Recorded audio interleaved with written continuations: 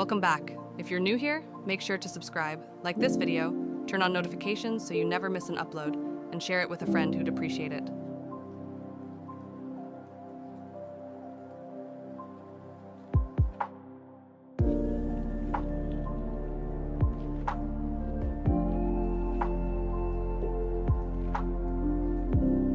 The silent weight of pretense. Every day, millions of people walk into offices and log onto screens wearing invisible armor. They don't just carry laptops, they carry the fear of being found out, fear of not knowing enough, fear of asking a stupid question, fear of not being enough. And that fear slowly erodes creativity, loyalty, and joy. Vulnerability is not a luxury for artists or therapists. It's the oxygen of leadership. Because when people stop pretending, they start performing. Pause for honesty. Right now, take a deep breath. Ask yourself, where am I performing instead of participating?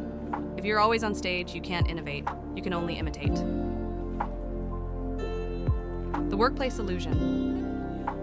We were taught professionalism means keeping emotions out, but human beings don't leave emotions at the office door.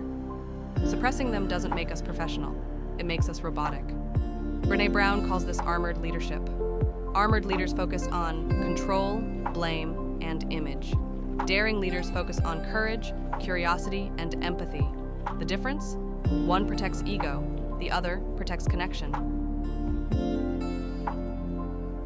The 3 masks of armored leadership. 1. The knower mask, needing to always be right. This kills curiosity. 2. The performer mask, doing more to prove worth.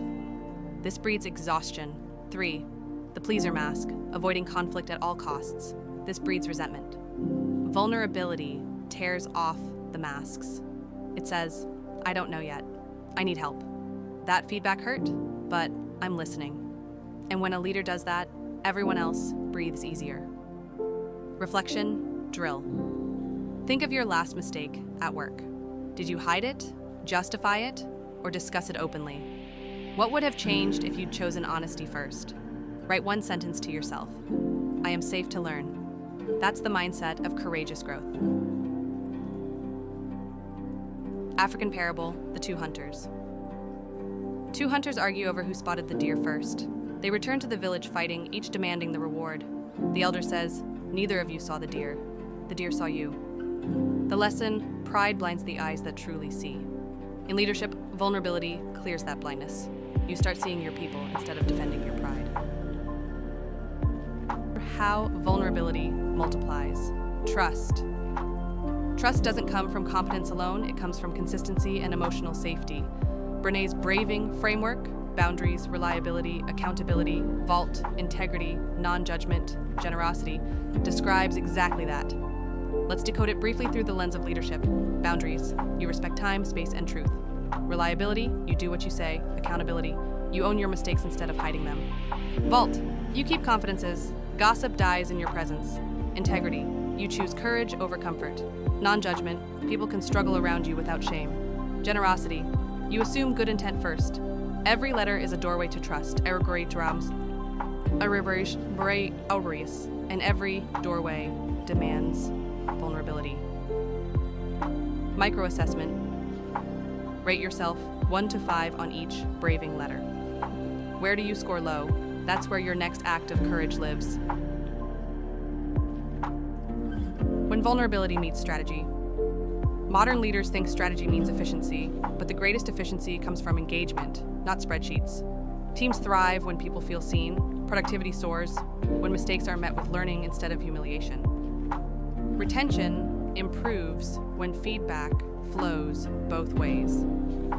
Google's research showed the highest performing teams share 1 trait, psychological safety.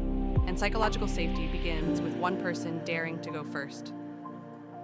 Be the first mover for tomorrow. Open your next meeting with this sentence. Here's something I'm still figuring out. Watch what happens. You'll give silent permission for honesty. That's leadership through presence, not pressure. The creative edge of vulnerability. Creativity requires exposure. Every new idea is a small risk. Will they laugh? Will they reject it? But Brené reminds us, vulnerability is the birthplace of innovation and change. Without it, companies recycle ideas and call it progress. With it, they birth revolutions. Think of Pixar's Brain Trust. Directors openly show unfinished films to peers for feedback. Imagine the courage to display imperfection at that scale. Yet that's how excellence happens, by revealing the mess before the masterpiece. Apply this today. Share a half-finished idea with a colleague or mentor this week. Ask for feedback before it's perfect.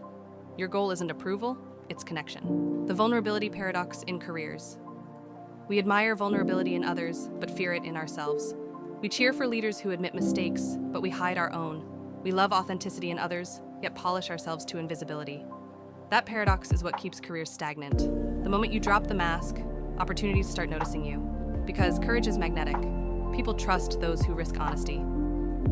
Chinese parable, the bamboo and the stone. The bamboo said to the stone, "You never move." The stone said, "You never rest." In the next storm, the stone cracked, the bamboo bent. Flexibility outlived strength. At work, that's vulnerability. Bending when pride would rather break. It's the art of adapting without losing integrity. Personal audit. Write this on a sticky note for your desk. Am I bending or pretending? Read it every Friday before you log off. It will keep your ego from turning into armor. From individual to culture. Once vulnerability starts at the top, culture transforms. Performance reviews become conversations, not verdicts. Feedback becomes shared learning. Conflict becomes curiosity. That's when an organization shifts from fear-based compliance to purpose-based engagement. Brené calls this the move from compliance to commitment. You can't command commitment, you cultivate it by trust. Leadership reflection. If you manage people, ask them privately, "Do you feel safe disagreeing with me?" Then listen without defense. That one moment of humility can rewrite your entire culture. Indian parable, the archer's eye. A guru asks his students to hit a distant fruit. Most miss, except one. When asked what he saw, he said, "Only the eye of the fruit." The guru smiled. Focus without attachment. That is mastery. Vulnerability teaches that focus. Do your best. Detach from outcome. When you're no longer performing for approval, your work gains power. Courage loop. At the end of each week, review 3 points. 1. Where was I brave? 2. Where did fear dictate silence? 3. How can I repair or retry? That's how leaders grow faster than their egos. The currency of the future, emotional intelligence. AI can write code, analyze data, even compose music, but it can't empathize. The most irreplaceable skill in the modern economy is emotional intelligence, powered by vulnerability. People don't follow titles anymore. They follow truth. When you share your learning curve, others want to learn with you. When you share gratitude publicly, trust compounds privately. Immediate action. Send one message right now to a colleague or team member, appreciating something specific they did. No grand speech, just honesty. Notice how the energy between you shifts instantly, integrating vulnerability into everyday work. Start with small rituals, begin meetings with one gratitude and one challenge. Normalize saying, "I don't know yet." Debrief after mistakes without blame. Celebrate progress, not perfection. Over time, these habits reshape identity. You stop leading for control and start leading for contribution. Pause and visualize. Imagine your ideal work environment 1 year from now. What does psychological safety look like there? Who speaks freely? Who smiles more? That vision is your roadmap. Start building it today with small daily acts of courage. The legacy of courage, vulnerability doesn't make you fragile, it makes you real. And real people leave a lasting impact. At the end of your career, no one will remember your title. They'll remember how they felt around you. Did they feel seen, trusted, and inspired? Or afraid to be human? The answer depends on how bravely you've shown up. Courage starts with showing up and letting ourselves be seen. Brené Brown. So, show up, in love, at work, in life, because every act of courage, no matter how small, becomes part of the story that says, you didn't just live, you connected.